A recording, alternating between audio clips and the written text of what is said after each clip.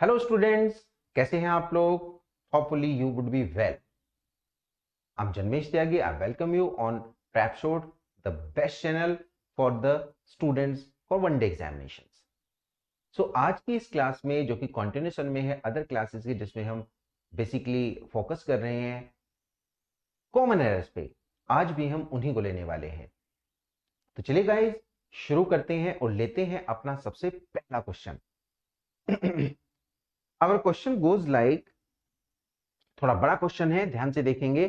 I and my colleague have considered the important issues raised by the report which you sent me and we have decided to take the following action। यानी यहां पे बात कही गई है कि I and my colleague, colleague का means क्या होता है? साथ वाला, से पार्टी। have considered, ध्यान दिया है हमने, the important issues raised by the report, उन इंपॉर्टेंट इश्यूज पे जो इस रिपोर्ट ने उठाए हैं, जिन पे चर्चा की है। विच यू सेंट मी, जो तुमने मुझे भेजे थे, है ना भाई? रिपोर्ट कौन सी थी? जो तुमने मुझे भेजी थी। एंड वी हैव डिसाइडेड, हमने डिसाइड किया है, to take the following action, ये वाला एक्शन इसके अगेंस्ट लेने के लिए। अब देखो, क्या किसी पार्ट में ए बी सी में कोई एरर आपको दिखाई दे रही है, या फिर देयर इज नो एरर? यानी कि नो एरर होगी तो हमारा आंसर क्या बनेगा? It would be D. तो जरा चेक करते हैं ऊपर से, आई and my colleague.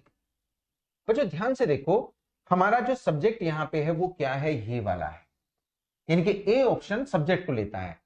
I and my colleague है तो 100% हैव आएगा, प्लूरल वर्ब होगी, कोई दिक्कत नहीं है। लेकिन ये गलत है यहां पे, I and my colleague. Basically I क्या है? First person. आई क्या है? First person. और कलीग जो है यहां पे, माई कलीग, ये क्या है? ये गाइस हमारा बनेगा थर्ड पर्सन। हम इसको किस में रखते हैं? ये फर्स्ट पर्सन है, ये थर्ड पर्सन है।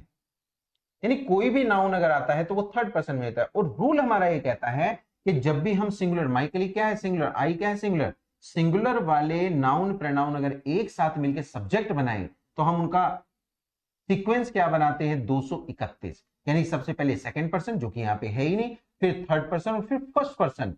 इसका मीन्स ये हुआ कि इस सब्जेक्ट को हम कैसे बनाएंगे? My colleague and I. अब जाके हमारा, यानी कि थर्ड पर्सन, ये फर्स्ट पर्सन, 31 का नंबर यहां पे लगेगा, 31 रूल लगेगा।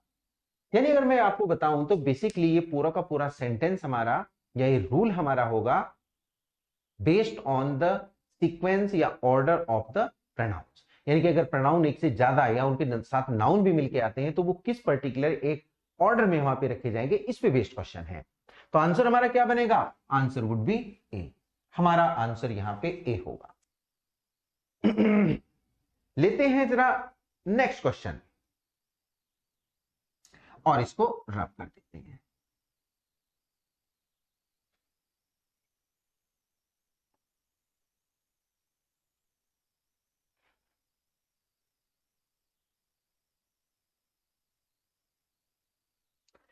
नेक्स्ट क्वेश्चन कहता है, even if the teacher has completed the course. Question है, even if the teacher has completed the course, has completed the course, the student cannot pass unless the students cannot pass unless they study themselves।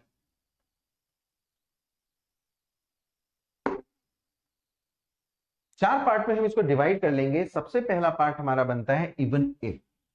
Answer option A, option B, option C and then no error would be there.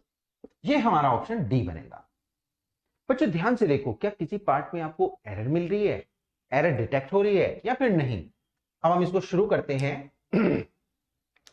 Even if the teacher has completed the course, है ना, यद्यपि teacher ने course complete कर दिया है, the students can not pass, students pass नहीं हो सकते।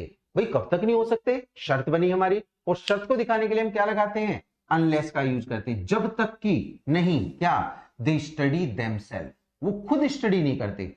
अब गाइस मुझे ये बताओ, यहां पे दे किसके लिए आया, 100% स्टूडेंट्स के लिए, प्लूरल, यानी कि वे अपनी स्टडी नहीं करते। और जब हम दे यूज करेंगे तो इसका जो रिफ्लेक्सिव केस बनेगा वो देमसेल्फ नहीं बनेगा, क्योंकि दे प्लूरल है, तो ये गाइस किस में बनेगा, देमसेल्व्स। तो बजाय देमसेल्फ के हम यहां पे देमसेल्व्स लगाएंगे, रिफ्लेक्सिव केस ऑफ प्रोनाउन, और ये किसका है, दे का। जैसे आई का माई सेल्फ, यू का योर सेल्फ, वी का आर सेल्फ, राइट। इसी तरह से दे का देमसेल्व्स बनेगा। So we have to take care while using the different types of pronouns, यानी कि कौन सा केस वहां पे क्या, रिफ्लेक्सिव केस आएगा, पॉजेसिव केस आएगा, सब्जेक्टिव केस आएगा, नॉमिनेटिव या फिर डिस्ट्रीब्यूटिव, ये हमें ध्यान रखना होता है। तो आंसर हमारा यहां पे क्या बनेगा, आंसर वुड बी सी, यानी कि एरर यहां पे डिटेक्ट हो गई है। इस क्वेश्चन को हम रब कर देते हैं और जरा नए क्वेश्चन की बात कर लेते हैं।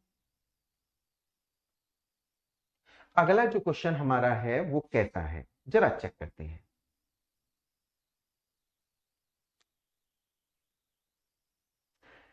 Mister Alexander has purchased, sentence है Mister Alexander has purchased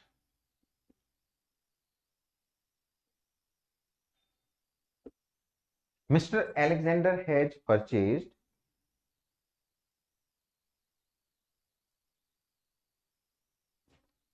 new luggages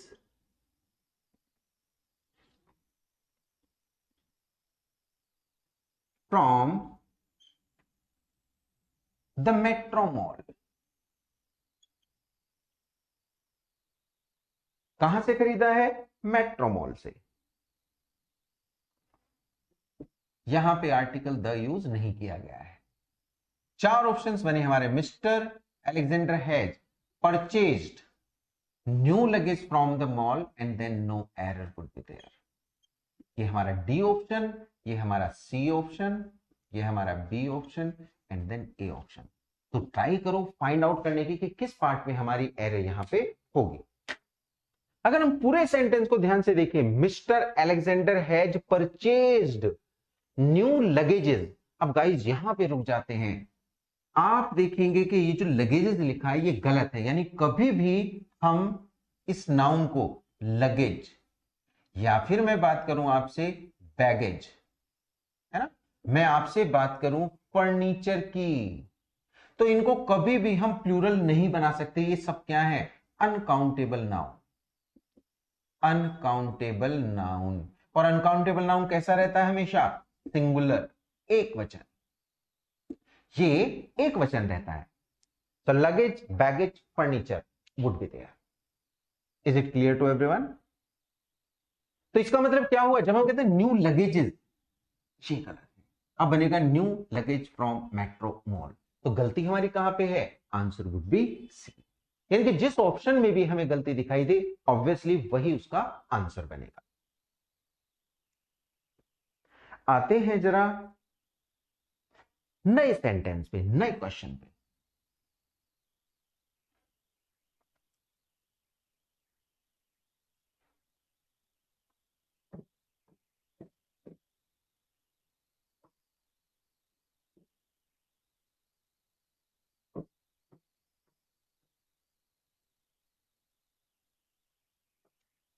next question को देखते हैं।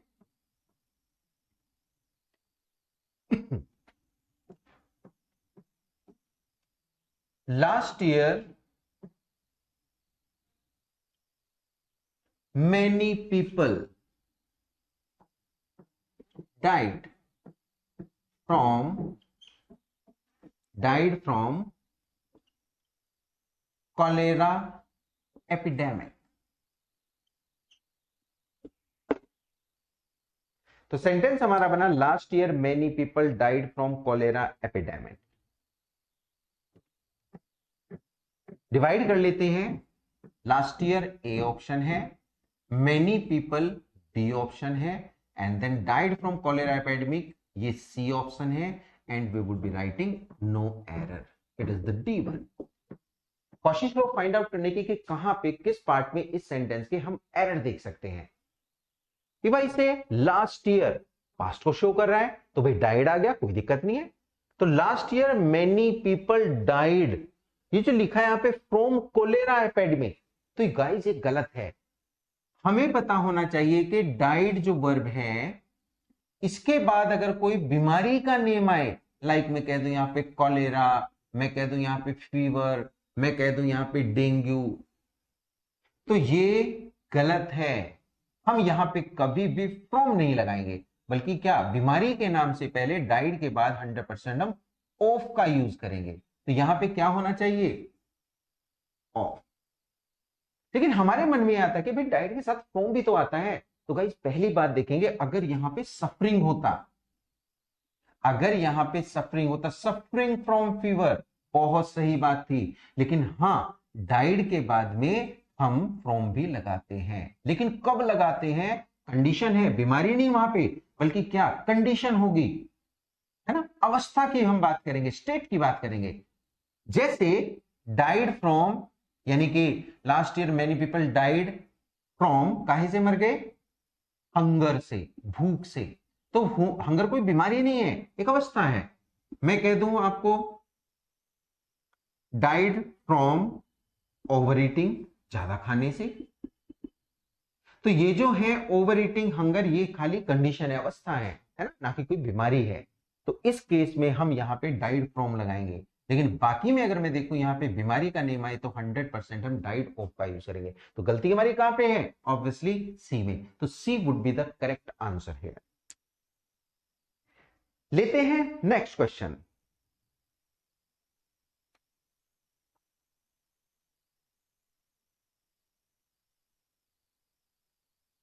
नेक्स्ट क्वेश्चन कहता है,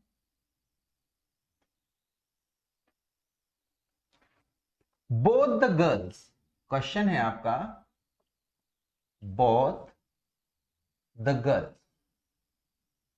हेल्प वन अनदर, और लास्ट में हम लिखेंगे यहां पे नो एरर। जरा डिवाइड करते हैं इसको। ये हमारा D option, A option, B option, C option. So guys कोशिश करें, find out where might you detect the error, कहां पे यहां पे एरर हो सकती है। तो सेंटेंस अगर मैं कहूं बोथ द गर्ल्स, किनकी बात हो रही है, सिर्फ दो लड़कियों की बात हो रही है, ना कि दो से ज्यादा। और जब मैं कहता हूं बोथ द गर्ल्स हेल्प्ड, दोनों ही लड़कियों ने हेल्प की, किसकी, एक दूसरे की, तो कभी भी गाइस हमारे पास वन अनदर नहीं आएगा, बल्कि क्या आएगा, ईच अदर, ईच अदर। यानी जरा नीचे की तरफ आते हैं और मैं आपको समझाता हूं कि ये हमारे दो रेसिप्रोकल प्रोनाउन होते हैं। रेसिप्रोकल यानी कैसे हम इसको पता करेंगे, रेसिप्रोकल प्रोनाउन, ये बेसिकली गाइस हमारे दो होते हैं, एक होता है ईच अदर और एक होता है वन अनदर। जब हम कहते हैं आपसे ईच अदर, तो ये बेसिकली किसके लिए आता है, सिर्फ दो के लिए। ये दो के बीच में रिलेशनशिप को शो करता है कि what kind of the relationship has been between the two, like both the girls help each other, एक दूसरे की हेल्प की, क्योंकि दो ही हैं। लेकिन अगर हमारे पास दो से ज्यादा है ना, भाई पूरी क्लास है, स्टूडेंट्स हैं, तो हम वहां पे वन अनदर का यूज करेंगे। यानी अगर मैं ऊपर कहूं ऑल द स्टूडेंट्स हेल्प, तो आएगा one another. The people in the meeting help या एडवाइज वन अनदर, तब हम वन अनदर का यूज करेंगे। तो ईच अदर और वन अनदर के बीच में बेसिक डिफरेंस ये, जो कि हमारे रेसिप्रोकल प्रोनाउन, रेसिप्रोकल का मींस होता है जो आपसी रिलेशनशिप को दिखाए, आपसी संबंध को दिखाए, इनको हम रेसिप्रोकल कहते हैं।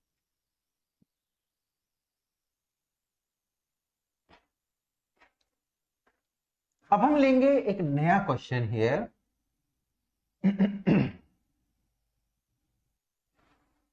जरा चेक करते हैं कि नए क्वेश्चन में कौन सी एरर हमें फाइंड आउट करनी है।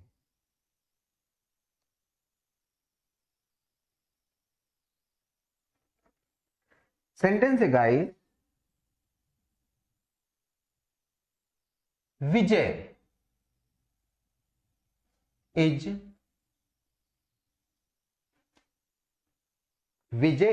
वेरी मच सॉरी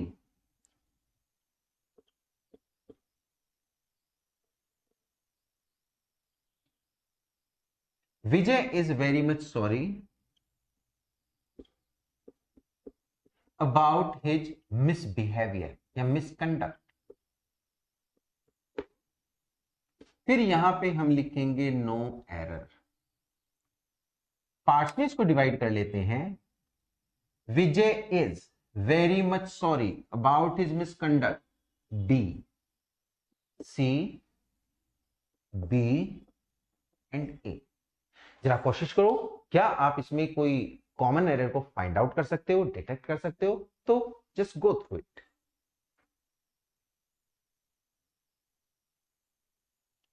कई सेंटेंस को देखते हैं, लिखा है Vijay is very much sorry. अब आप यहां पे देखो, जब मैं मच की बात करूंगा तो 100% यहां पे क्या, ये सॉरी, सॉरी क्या है, ये एक एडजेक्टिव की तरह से यूज हुआ है, वेरी मच सॉरी। अब इसके पहले क्या है, मच, और ये क्या है, वेरी। तो एडजेक्टिव के पहले हम मच का यूज नहीं बल्कि सीधा वेरी लगाएंगे, वेरी सॉरी। राइट गाइस, हम इसको क्या बनाएंगे, हम इसके पहले वेरी, तो मच यहां पे अननेसेसरीली यूज हुआ है। Vijay is very much sorry about his conduct.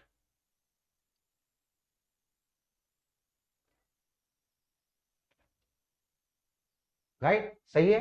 तो गलती हमारी कहां पे बनेगी, यहां पे। यानी हमें ध्यान रखना है कि एडजेक्टिव अगर यूज होता है हम सीधा वहां पे वेरी का यूज करेंगे। वेरी क्या फंक्शन करेगा यहां पे, एडवर्ब का, ना कि हम वेरी मच सॉरी कहेंगे।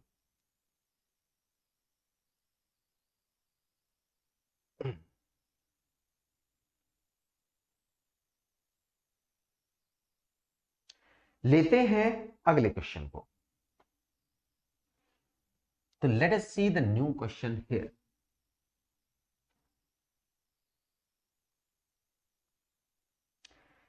She treated me as though an old person. She treated me as though an old person.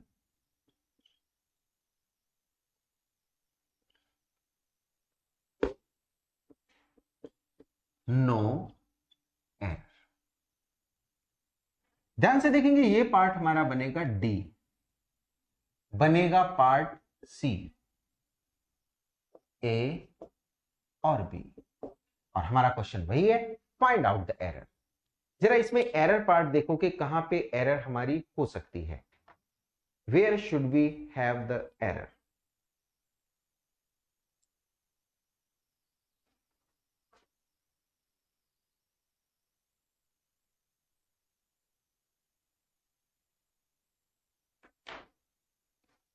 तो अगर मैं ये कहूं आपको, she treated me as though an old person, तो गाइस ये गलत है।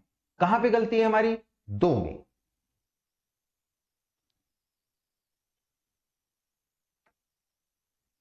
मी एज दो तो बनेगा शी ट्रीटेड मी, बनेगा यहां पे लाइक, यानी इसको हम कैसे करेंगे, ऐसे करने। तो क्या बनेगा, she treated me like an old person. यानी यहां पे जो दो का यूज हुआ है एज के बाद में, दैट इज अननेसेसरीली यूज्ड। इसी बजाय क्या बनाएंगे हम, तो she treated me like an old person.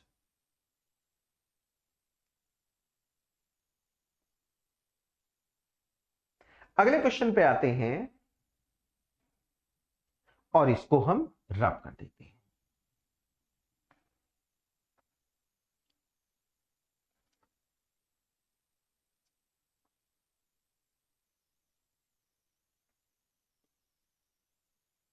Question है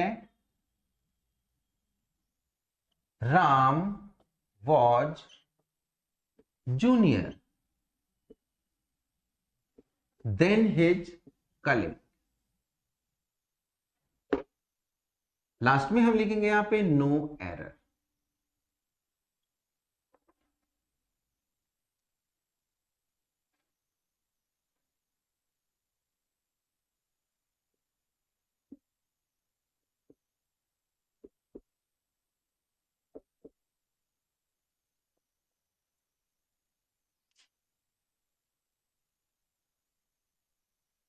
तो सेंटेंस बना हमारा Ram was junior than. Guys यहां पे गलती अगर हम देखें तो गलती कहां पे है, इस देन में। देन की बजाय हमारा टू आए। अगर हम इसका रीजन देखें तो वो क्या है, रूल ये कहता है कि जितने भी एडजेक्टिव हैं आईएनजी आईओआर से एंड होते हैं, यानी adjective ending with IOR, adjectives ending with IOR will take, वो क्या करेंगे, will take to। देखो ऐसे हम लिखेंगे will take to instead of then। तो उसके बाद में कंपैरिजन के लिए हम कभी भी then का यूज नहीं करेंगे, बल्कि क्या लगाएंगे, राम वो जूनियर टू हिज कलीग। अब देखो जरा ये और कितने हैं हमारे IOR से एंड होने वाले, junior, senior, prior, posterior, anterior,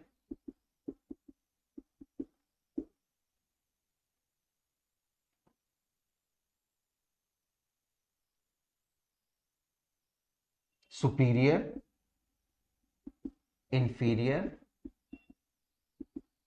तो इंफीरियर बेकार सा, सुपीरियर महान बढ़िया वाला, जूनियर छोटा बड़ा, सीनियर प्रायर पहला, पोस्टीरियर पीछे का, एंटीरियर सामने का। ऐसे करके हम इनको, और ये सारी की सारी हमारी कैसी डिग्रीज हैं गाइस, ये डिग्रीज हमारी कंपैरेटिव हैं। हम इनको कंपैरेटिव डिग्री में रखेंगे, इनकी पॉजिटिव नहीं है, इनकी सुपरलेटिव नहीं है, these only exist in comparative degree. तो इनके साथ जब भी हम बनाएंगे 100% हम किसका यूज करेंगे, टू का बजाय देन के। अगले क्वेश्चन की तरफ बढ़ते हैं और देखते हैं कि इसमें हमारा क्या है।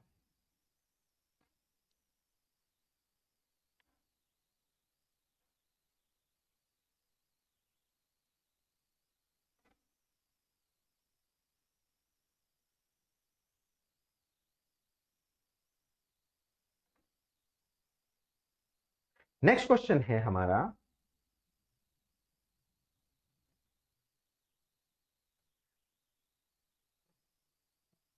इट वॉज हिम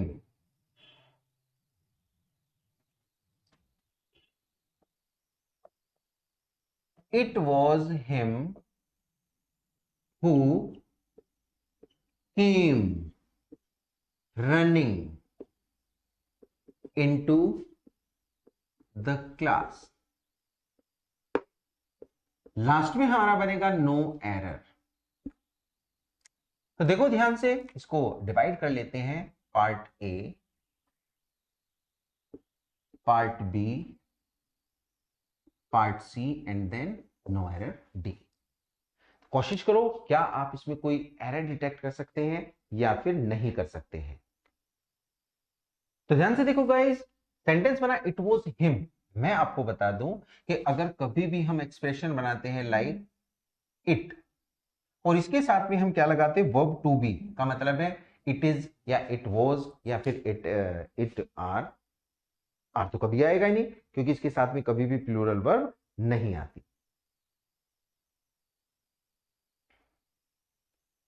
तो हम जरा देखेंगे यहां पे कि इट के साथ में अगर कभी भी वर्ब टू बी आती है, वर्ब टू बी का मीन्स गाइस होता है is am are was versus.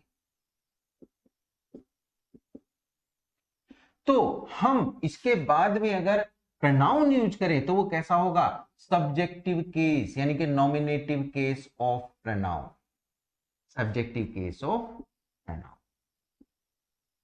इसका मीन्स ये बना, अगर मैंने कहा कि इट वॉज हिम, ये हिम गलत है, क्या बनेगा यहां पे, इट वॉज ही, है ना।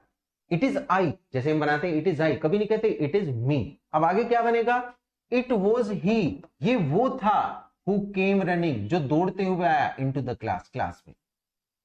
तो हमारी एरर क्या बनी, ए पार्ट, यानी कि हिम को हम रिमूव करके यहां पे ही का यूज करेंगे, और ये हमारा उसका रूल बना।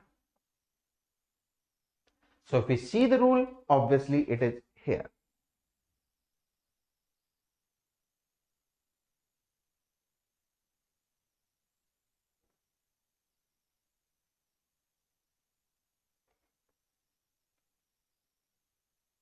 क्वेश्चन को रब कर देते हैं और आते हैं एक नए क्वेश्चन पे।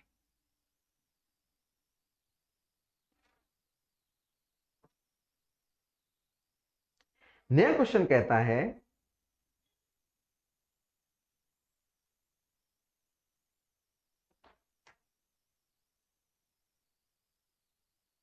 The capital of Yemen,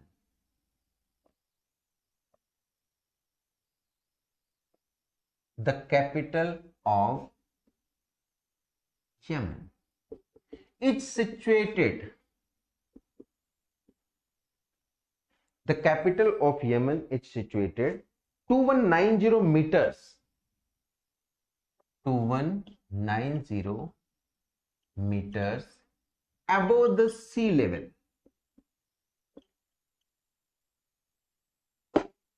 above the sea level।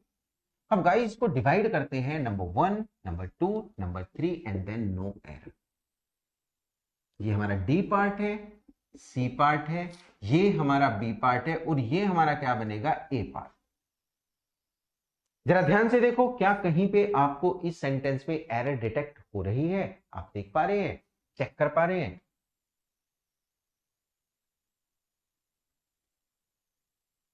तो ध्यान से देखो, एक्चुअली सेंटेंस थोड़ा सा गड़बड़ हो गया क्योंकि मैंने इसको लिख ही सही दिया है, ये सिचुएटिंग बना रहा था यहाँ पे, इट्स सिचुएटिंग ऐसे होना चाहिए था, बाकी इसमें नो एरर हो जाएगी अगर सिचुएटेड होगा। The capital of Yemen is situating 2190 metre above the sea level, यानी यमन की जो कैपिटल है वो सी लेवल से कितने ऊपर पे सिचुएट कर रही है, 2190। तो सिचुएट कर नहीं रही है, प्रेजेंट कॉन्टिन्यूअस नहीं, बल्कि क्या बनेगा, इज सिचुएटेड, पैसिव में बनेगा, क्योंकि वो ऑलरेडी सिचुएटेड है, फिक्स है। तो हमारा आंसर यहां पे क्या बनेगा, बी, यानी अगर हम वहां पे सिचुएटेड देगा तो ऑब्वियसली आंसर बी है, अगर सिचुएटेड हो तो हम यहां पे डी, यानी नो एरर लगाएंगे। तो ये डिपेंड करेगा हमारे क्वेश्चन पे कि हम वहां पे क्या बनाएंगे।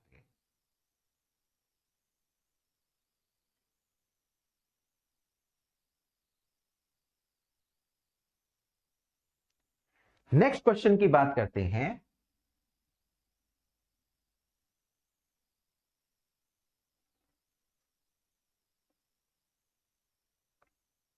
सेंटेंस है हमारा, the teacher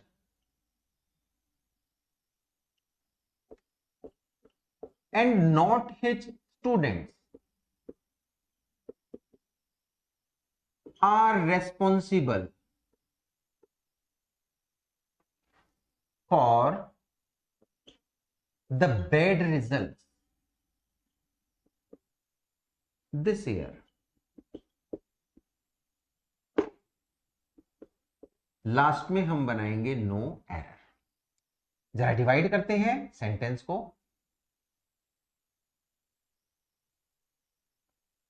A part, B part, C part, और ये हमारा बनेगा डी पार्ट।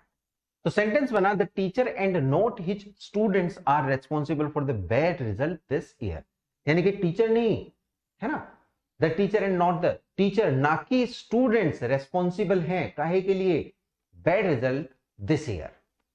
तो जरा देखो क्या इसमें हमें कोई एरर दिखाई दे रही है, तो 100% एरर यहां पे है। रूल ये कहता है, रूल हमारा बेस्ड है सिंटेक्स पे, किस पे बेस्ड है, सिंटेक्स बेस्ड रूल है।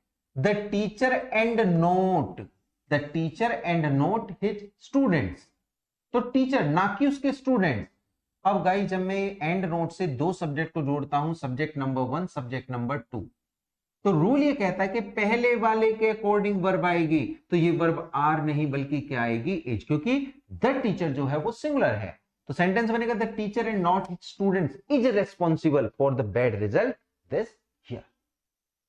तो हमारा सेंटेंस यहां पे कैसा, सिंगुलर वर्ब को अपने साथ लेगा। तो गाइस आज के सेशन में हम इतने ही क्वेश्चंस करेंगे, मिलते हैं फिर एक नए सेशन में। तब तक आप इसे लाइक करें, शेयर करें, सब्सक्राइब करें और बढ़िया से जो क्वेश्चंस हैं उनके सारे रूल्स को फॉलो करें। Thank you so much.